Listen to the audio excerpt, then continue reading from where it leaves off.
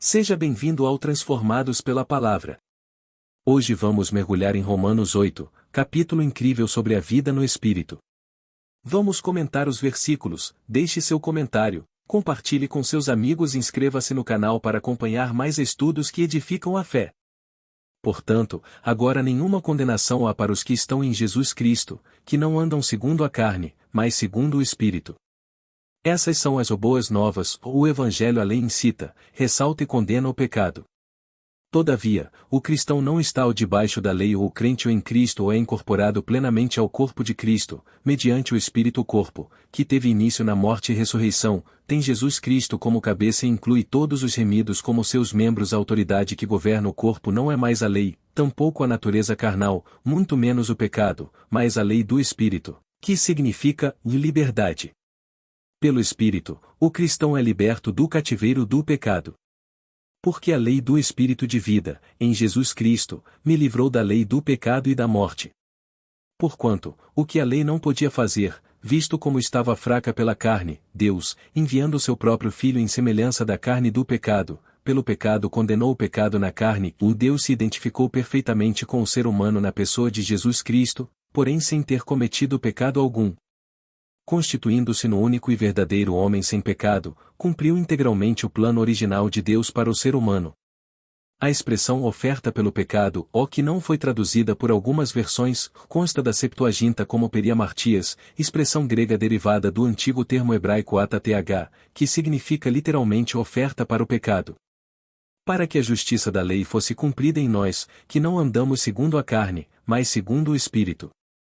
Porque os que são segundo a carne, têm a mente nas coisas da carne, ou mais os que são segundo o Espírito para as coisas do Espírito.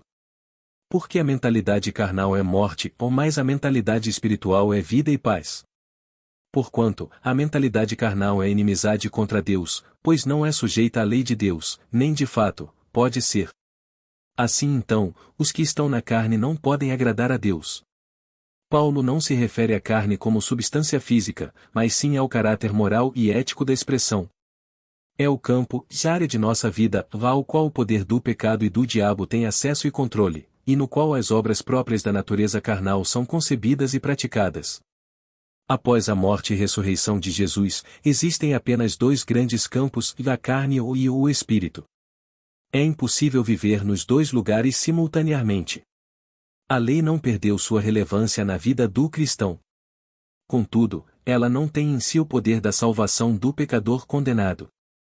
Sua autoridade, no entanto, se aplica à orientação moral e ética do crente, que a interpreta e obedece, por amor a Cristo, mediante o esclarecimento e poder do Espírito Santo que agora habita seu espírito, alma e corpo. Mas, vós não estáis na carne, mas no Espírito, se é que o Espírito de Deus habita em vós. Ora, se algum homem não tem o Espírito de Cristo, esse não é dele. E, se Cristo está em vós, o corpo está morto por causa do pecado, mas o Espírito é vida por causa da justiça. Mas se o Espírito daquele que ressuscitou a Jesus dentre os mortos habita em vós, aquele que ressuscitou a Cristo dentre os mortos também vivificará os vossos corpos mortais, pelo seu Espírito que habita em vós. Todos os corpos, cristãos ou não, estão sujeitos à morte e decomposição física. Consequência do pecado original. A ressurreição da alma e do corpo dos crentes para a vida eterna está garantida mediante a presença do Espírito Santo que neles habita. Presença esta evidenciada por uma vida controlada pelo próprio Senhor Jesus. Uma vida sob o domínio do Espírito é o selo de garantia total de que desde aqui e agora nossa ressurreição está certa. Portanto, irmãos, nós somos devedores, não à carne para vivermos segundo a carne. Porque, se viverdes segundo a carne, morrereis, ou mais se pelo Espírito mortificardes as obras do corpo, vivereis. Porque todos os que são guiados pelo Espírito de Deus, esses são filhos de Deus. Porque não recebestes um espírito de servidão, para novamente temerdes, mas recebestes o espírito de adoção, pelo qual clamamos, Abba, Pai. No primeiro século, a adoção era a forma jurídica e legal, e especialmente entre os romanos e gregos, por meio da qual o pai adotivo recebia um filho e a ele destinava todos os direitos para perpetuar o nome da família e administrar sua herança. A expressão em aramaico Abba era a maneira carinhosa como as famílias judias na Palestina, na época de Cristo, se referiam à pessoa do pai.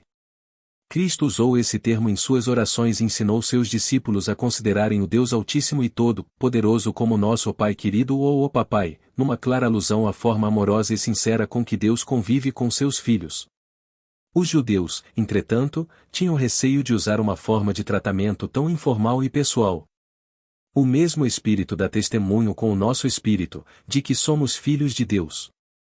E se filhos, então herdeiros, herdeiros de Deus e co-herdeiros com Cristo, se sofremos juntos, também seremos glorificados juntos.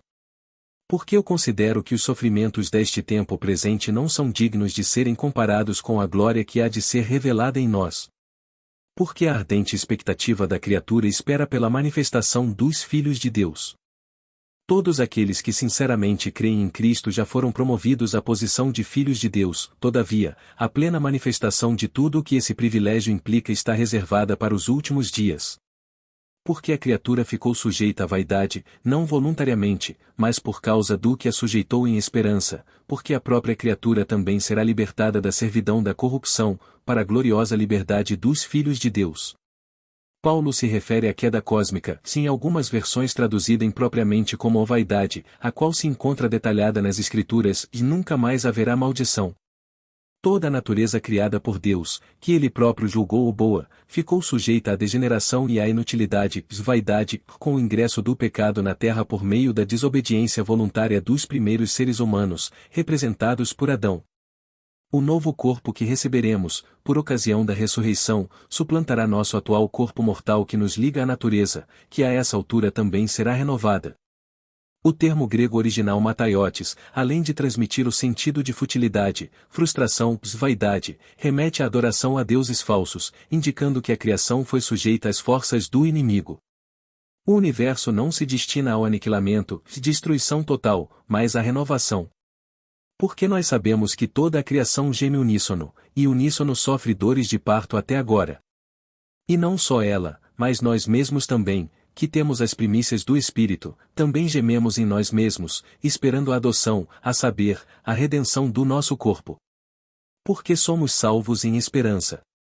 Mas a esperança que se vê não é esperança, como pois esperançar o que um homem vê? É importante notar que fomos salvos ou na esperança, não ou por esperança. Paulo repetirá várias vezes que a salvação é um dom de Deus e recebida unicamente por meio da fé do pecador arrependido. A esperança acompanha a salvação. Mas, se esperarmos o que não vemos, então com paciência o aguardamos. Semelhantemente o Espírito também nos ajuda em nossas fraquezas, porque não sabemos o que devemos orar como convém, mas o próprio Espírito intercede por nós com gemidos que não podem ser proferidos. Assim como a esperança sustenta o cristão em seus sofrimentos, da mesma forma, o Espírito Santo o ajuda na comunicação com Deus, quando palavras humanas parecem não fazer sentido. Neste trecho, não é o crente quem geme, mas sim o Espírito. E aquele que examina os corações sabe qual é a intenção do Espírito, porque ele faz intercessão pelos santos segundo a vontade de Deus. E sabemos que todas as coisas contribuem juntamente para o bem daqueles que amam a Deus, daqueles que são chamados de acordo com o seu propósito. A expressão ou todas as coisas, segundo os melhores manuscritos, é objeto do verbo grego sonergei, indicando que o sujeito da ação é Deus. Algumas correntes filosóficas, espiritualistas e esotéricas usam esse trecho da Bíblia para sugerir uma espécie de pensamento positivo inconsistente, visto que as leis físicas provam que as coisas no universo não estão se organizando ou ficando melhores, mas se desestruturando e falindo.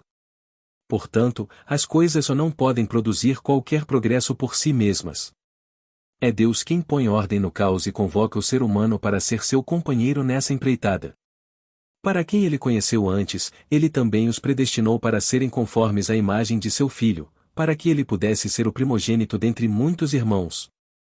Embora esse trecho como várias posições teológicas de Paulo continuam sendo grandes temas de estudo por parte de teólogos e linguistas, nessa passagem, há certo consenso de que o conhecimento aqui mencionado não é abstrato, mas é fruto da essência de Deus. O amor e seus atributos, fidelidade e justiça.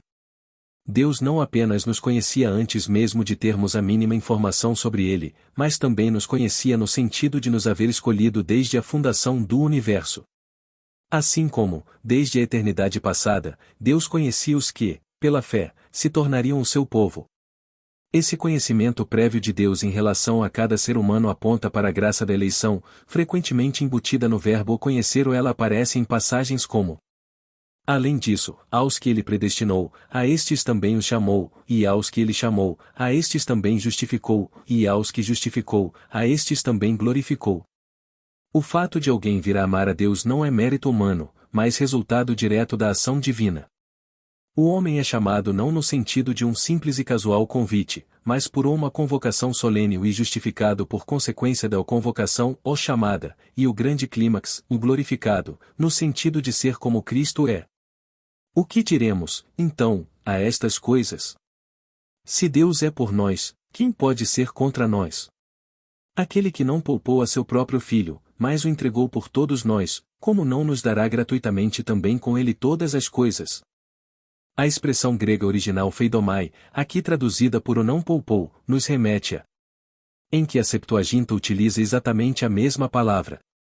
No modo de pensar judaico, a amarração de Isaqueu é considerada um exemplo clássico do valor transcendente e redentor do martírio do justo. Quem acusará alguma coisa aos escolhidos de Deus? É Deus quem os justifica. Quem é o que condenará? É Cristo que morreu, sim, que foi ressuscitado, o qual está à direita de Deus, e também intercede por nós.